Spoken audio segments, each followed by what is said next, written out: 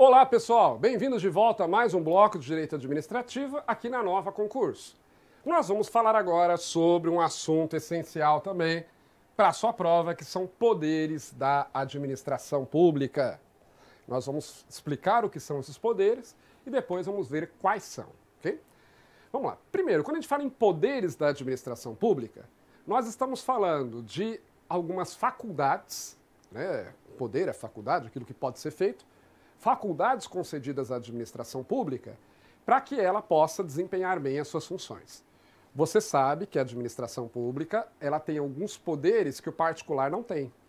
E é importante que ela tenha esses poderes justamente para poder fazer com que as suas decisões sejam respeitadas, poder resolver os conflitos entre os interesses que possam surgir. Então a administração pública tem poderes que particular não tem, são chamados poderes da administração pública. Esses poderes também são chamados de poderes-deveres. Por que poderes-deveres? Porque a administração pública não só pode praticá-los, não só pode exercê-los, mas tem a obrigação de exercê-los. E por quê? Porque esses poderes são dados não para que a administração tenha, né, como é que eu posso dizer aí, simplesmente possa se gabar de ter esse poder. Não, mas são dados para que ela possa justamente atender às necessidades da coletividade. Então são concedidas essas prerrogativas para que a administração pública possa exercer bem a sua função e atender aos interesses da sociedade. Então por isso ela não pode abrir mão deles. Ela é obrigada a exercer esses poderes. Então poder-dever, tá certo? E quais são esses poderes? Eu vou falar aqui de 4, que aqueles são mais importantes. Alguns autores falam de 5, outros de 6, mas é porque eles costumam muitas vezes destrinchar alguns desses que estão aqui, tá? Eu vou falar desses 4 que são os mais importantes. Já vou adiantar para você que não vou falar, por exemplo, que uma classificação é um poder que hoje quase não cai mais em prova, que Eli Lopes Meireles falava dele, que era o poder vinculado e o poder discricionário. Por que hoje não cai mais em prova essa classificação, esse poder, essa classificação, vamos dizer assim, né, essa categoria de poder, ela está em desuso? Porque, na verdade, nós já vimos o que são atos vinculados e atos discricionários.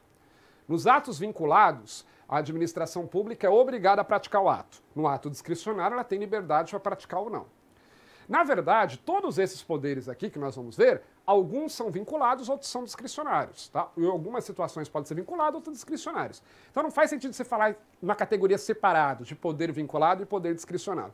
Eli Lopes Meireles fazia isso, mas mesmo à época sempre se considerou que era um pouco de forçação de barra, e hoje é difícil a banca que cobra isso. Mas se cair, o que é um poder vinculado? É aquele poder que a administração pública é obrigada a praticar o ato, se presentes os requisitos legais. E num poder discricionário, a administração pública pode ou não optar por praticar o ato, tá? Mas aí, como eu disse para você, esses aspectos vinculados ou discricionários, eles vão estar dentro, na verdade, de cada um desses poderes. Então vamos ver quais são eles. Primeiro, nós temos o poder normativo, também chamado de poder regulamentar. E o que é isso? Está lá no slide. O poder normativo, também chamado de regulamentar, é o que permite ao chefe do Poder Executivo da União, dos estados e dos municípios editar normas complementares à lei para sua fiel execução. E aí o objetivo do poder regulamentar é o de permitir ao poder público detalhar o cumprimento da lei, descendo a detalhes e minúcias que não são, e muitas vezes não podem, devido ao desconhecimento legislativo sobre o cotidiano de determinadas atividades, ser regrados pela lei. Explica melhor isso. Explico. Vamos lá. Você sabe que a administração pública ela tem que obedecer à lei, não é isso? O princípio da legalidade. Você já está sabendo disso. Quem que faz a lei? Quem faz a lei é o Poder Legislativo. Então a administração pública vai ter que trabalhar de acordo com a lei estabelecida pelo Poder Legislativo. Só que algumas vezes a administração pública vai ter que, normalmente, ela tem que descer em detalhes que a lei não traz. E aí quem conhece a melhor forma de fazer algo é quem faz, concorda comigo? Porque dar ordem é muito fácil, né? O Poder Legislativo fica dando ordem para o Poder Executivo. Quem faz é o Poder Executivo. E quem de fato sabe a melhor forma de fazer as coisas é quem coloca a mão na massa, né? Você pode ter lá uma receita de bolo que você segue. E aí você começa a seguir aquela receita. Se você nunca fez, provavelmente sua receita não vai ficar tão boa quanto de alguém que tem prática em fazer. E às vezes a pessoa, né, que tem experiência, ela não precisa nem de muitas informações na receita. Se eu for pegar uma receita para fazer, eu tenho que ter lá até informações básicas mínimas, porque eu não vou saber fazer nada, né? Então tem que dizer exatamente, sei lá, como eu tiro a clara do ovo, separo da gema. Quem já conhece, simplesmente a receita diz. Jogue tantas claras, tantas gemas, faça tal coisa, a pessoa já sabe como deve ser feito. Agora, no meu caso, que não tenho esse conhecimento mais, vamos dizer, detalhado, eu vou precisar de normas mais detalhadas. Então a lei, ela estabelece algumas obrigações, algumas regras gerais. E aí o Poder Executivo pode detalhar a lei para o seu fiel cumprimento. Vou dar um exemplo prático. Sai uma lei, por exemplo, permitindo parcelamento de tributos. Então a lei diz, olha, os contribuintes que tiverem tributos atrasados até tal data poderão parcelar em até 5 anos, por exemplo, os seus débitos. Uma taxa de juros tal. Ok, a lei está dizendo isso. Agora aí tem que entrar mais em detalhes para que essa lei possa ser cumprida. Então, por exemplo, isso vai para a Receita Federal toma conhecimento dessa lei e aí ela baixa um ato disciplinando como é que a lei vai ser cumprida. E aí vai dizer lá, por exemplo, como que o contribuinte vai dar entrada, qual formulário ele vai preencher, em qual unidade que ele vai entregar isso, se vai poder entregar pela internet, se for pela internet, onde ele tem que entrar para fazer. Então veja que vai entrar em detalhes que a lei não traz.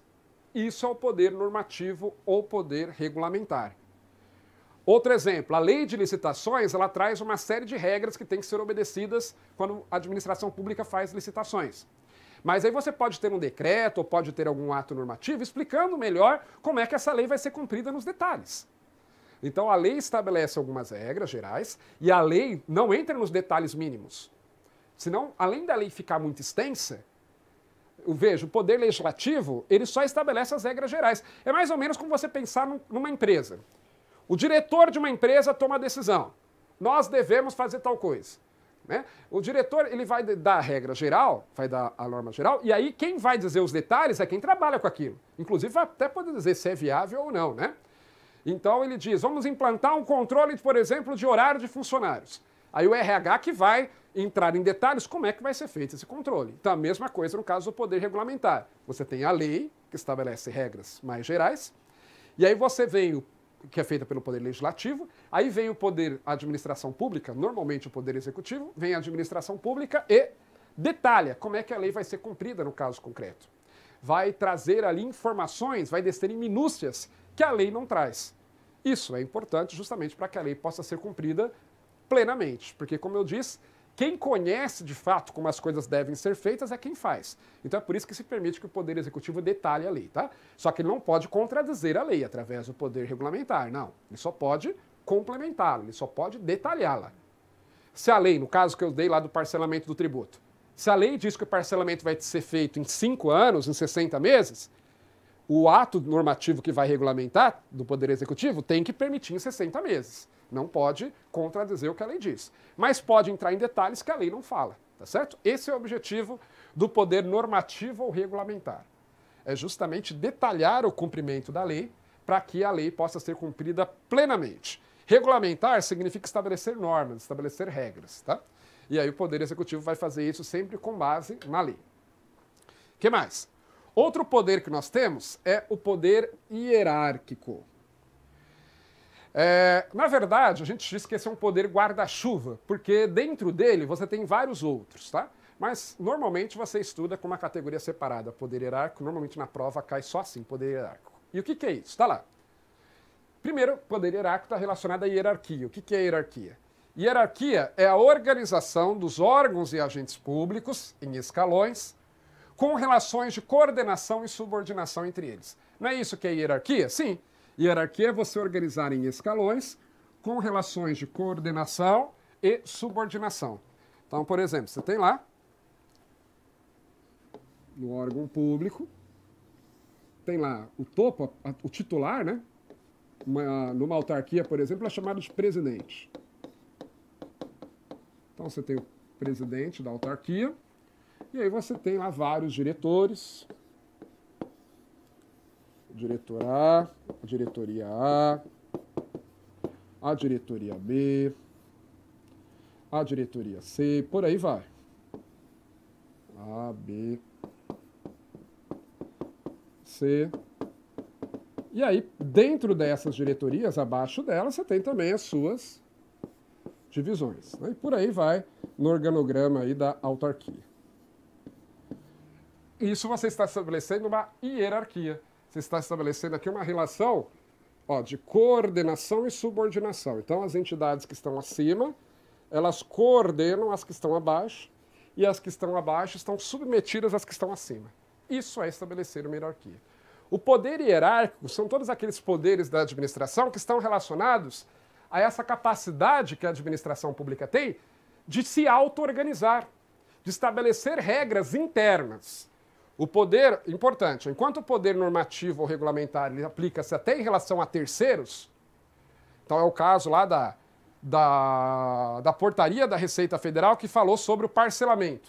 Vai se aplicar até a terceiros que não fazem parte da Receita Federal, diz respeito aos contribuintes em geral. No poder hierárquico, ele é um poder interno. O que isso quer dizer? Quer dizer que as suas regras vão se aplicar internamente. Vão se aplicar à administração pública e aos seus servidores, aos servidores da administração pública. Eu coloquei um outro conceito que a gente pode colocar para o poder hierárquico também. Né? Mesma coisa, falando de outra forma. O poder hierárquico pode ser definido como o poder que a administração tem de distribuir funções entre os seus órgãos e de rever a atuação de seus agentes. Então, quando ela estabelece a hierarquia, ela está fazendo isso, distribuindo funções entre os seus órgãos, o que cada um vai fazer, e rever a atuação de seus agentes. O órgão superior sempre pode rever, pode anular, ou pode confirmar, ou pode revogar os atos dos seus subordinados.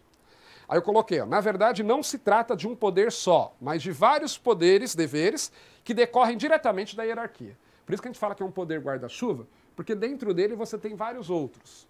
Por exemplo, do poder hierárquico, decorre várias outras prerrogativas para a administração pública. Por exemplo, a possibilidade de editar atos normativos com o objetivo de ordenar e padronizar a atuação dos órgãos subordinados. Aqui, diferentemente do que ocorre com o poder regulamentar, as normas são internas, somente vinculam os órgãos e agentes da administração. Por exemplo, quando a administração define o horário do expediente de cada servidor. Veja, ela está definindo uma regra que vai se aplicar aos servidores em geral e que vai se aplicar só internamente. Né? O cara que não trabalha no órgão público não está subordinado àquilo. A administração pública não vai estabelecer o horário do expediente dele, vai estabelecer o horário do expediente dos seus servidores. Então isso daqui é um exemplo, editando atos normativos internos. Está utilizando do poder regulamentar. Professor, isso não seria poder normativo? Seria poder normativo se isso se aplicasse em relação, inclusive, aos particulares, tá? Que é o exemplo que eu dei da portaria lá da Receita Federal que define regras para o parcelamento. Aí se aplica para todo mundo. Mas aqui não, aqui como é interno, decorre do poder hierárquico. A administração pública só pode baixar essa portaria para definir o horário dos seus funcionários justamente porque existe uma relação de hierarquia entre eles. O que mais? Do poder hierárquico também decorre a possibilidade da administração pública de expedir ordens, dos chefes expedirem ordens aos seus subordinados, que têm o dever de cumpri-las, salvo se manifestamente ilegais. Então, do poder hierárquico, decorre a possibilidade do chefe mandar, que é justamente isso que é hierarquia, né?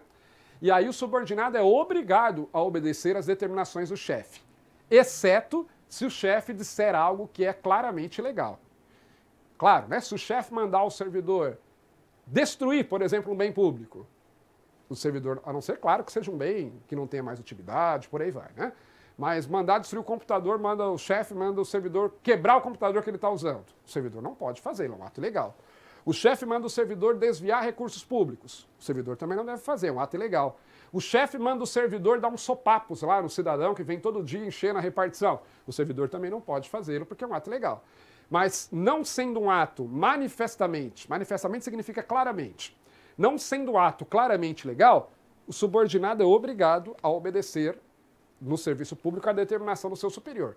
Aliás, isso vale também nas empresas privadas, né? Porque senão não tem sentido ter chefe. Então o subordinado ele tem que obedecer às determinações do superior. Isso decorre do poder hierárquico, é o poder que a administração pública tem disso. O que mais? Também do poder hierárquico decorre a possibilidade da administração pública de controlar a atividade dos órgãos inferiores, tanto no que se refere à legalidade, anulando o ato, se ele for ilegal, como a conveniência e oportunidade, revogando-o se entender que não atende a esses requisitos. Então, o chefe, voltando lá, ó, o chefe aqui, vou colocar aqui, o chefe, por exemplo, o diretor da diretoria A, ele tem possibilidade de anular um ato praticado pelo seu servidor aqui D? Sim, porque ele é chefe do servidor D. O presidente da autarquia pode anular um ato ou revogar um ato praticado pelo diretor A? Sim. Isso decorre do poder hierárquico, tá? O poder da instância superior rever e, se for o caso, anular ou revogar os atos praticados pelos seus subordinados. Isso decorre da hierarquia, então isso faz parte também do chamado poder hierárquico. O que mais? Também do poder hierárquico decorre a possibilidade da administração pública de aplicar sanções administrativas. A palavra sanção significa penalidade. Sanção aqui não é o marido da Dalila, por favor, gente? Sanção aqui é penalidade.